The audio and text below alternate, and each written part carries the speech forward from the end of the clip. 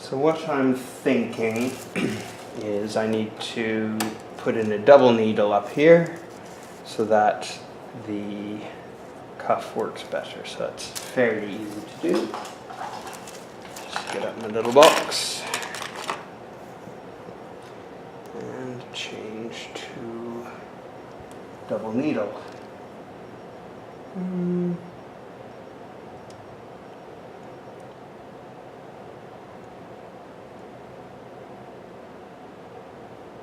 You know, I don't remember if you can do double needle on the right and the left, or if you have to do it in the left and the right, or the medium and the right.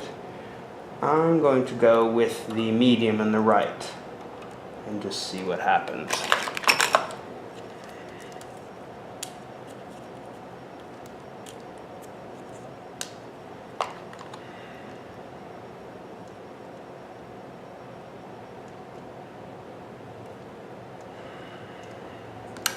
The middle needle on the right, so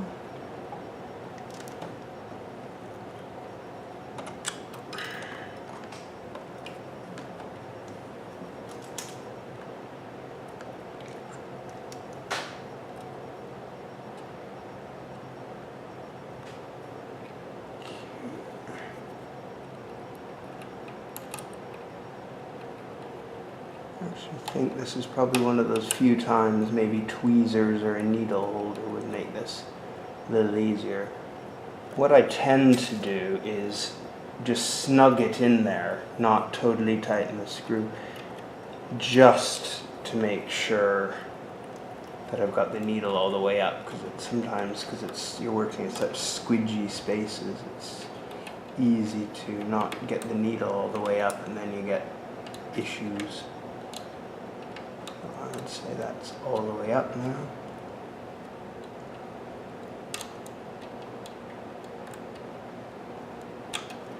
Perfect. Now, I need some dark thread.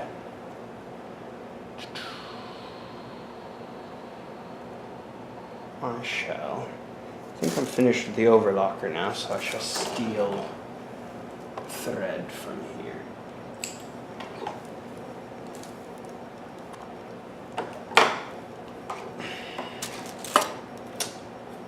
Okay.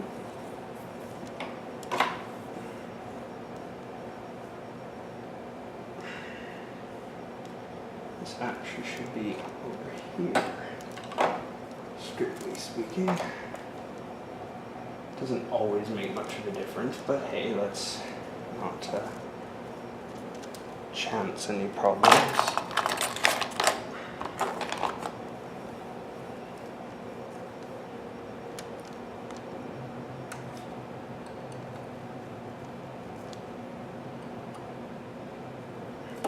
Up.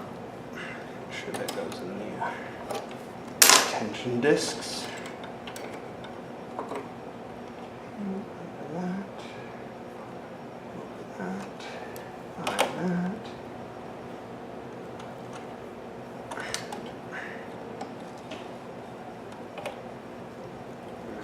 Put down makes this part a bit easier. Okay. And then this will snip required.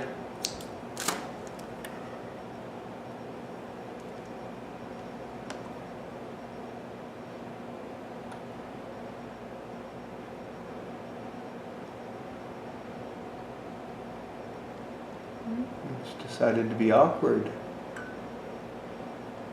we go.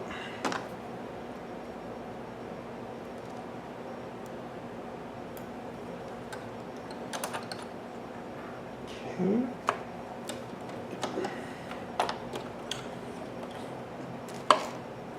Just bring the threads down underneath.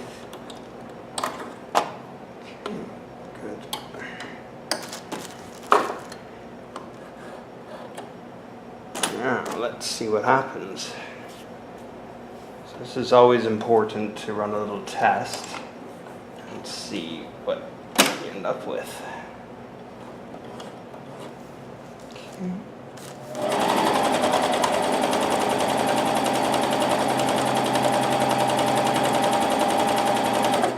I'm not seeing any movement whatsoever from the right needle, so somehow we broke the thread immediately.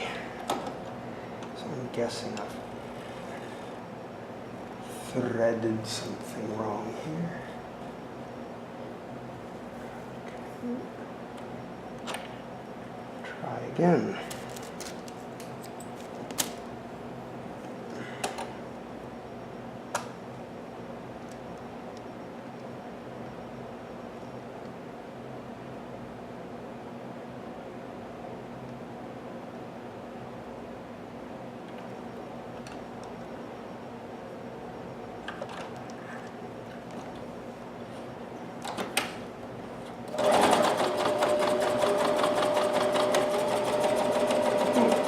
Just broke the thread again. So something's definitely wrong, so I need to figure this out.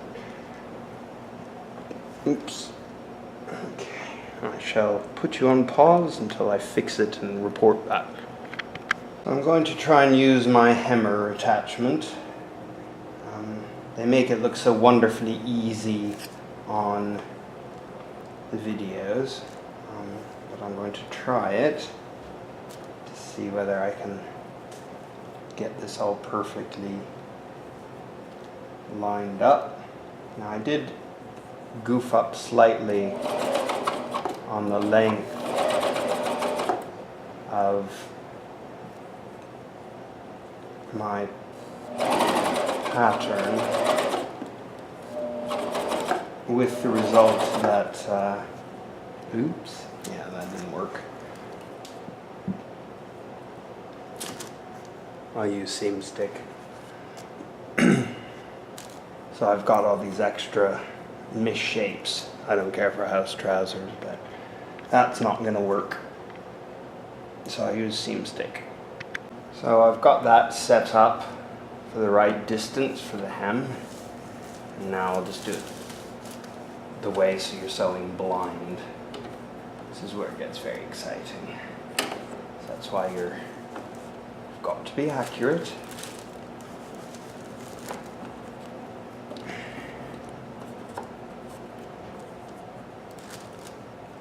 And off we go.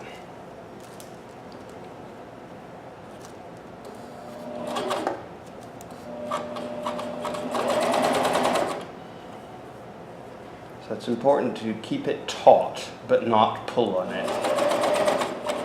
And you can feel where the edge of the seam is, so you know it's going to be, if something's gone wrong, you know you can feel where it's lining up.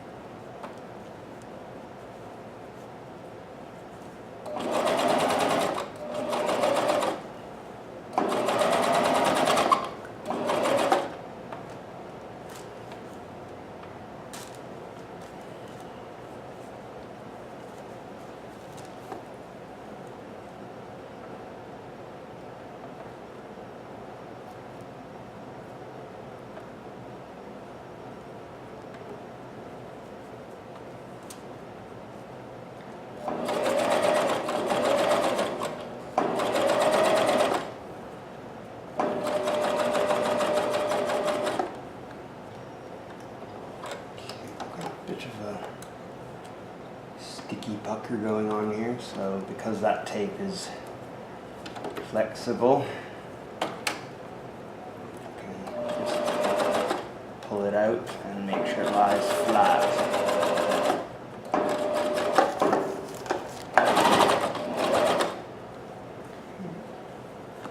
Nearing the end.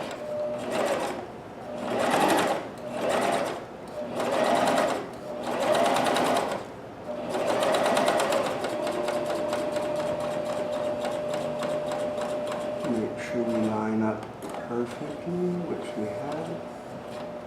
Marvelous. Good. Okie dokie. So now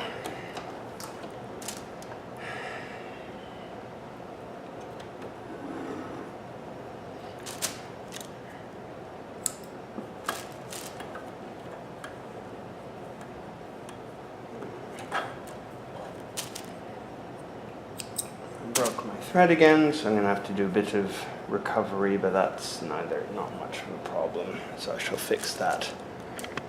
Something I just realized while doing this cuff is that if you pull from the bottom, it pulls it over the back. It doesn't stretch it because it's after you've stitched it, but the advantage is, because it's difficult to feed, doing that little tug helps it to just feed better, especially over the seams and stuff, so that you can use your, you can't afford to stretch the fabric, but because you're pulling from behind as well as using your left hand a bit, especially when you get to the heavy duty seams like right there, you can give it a little tug from the back and it makes it much better. Ooh. You can hear when it's hitting the very thick bits, but that helps to just feed it a bit better.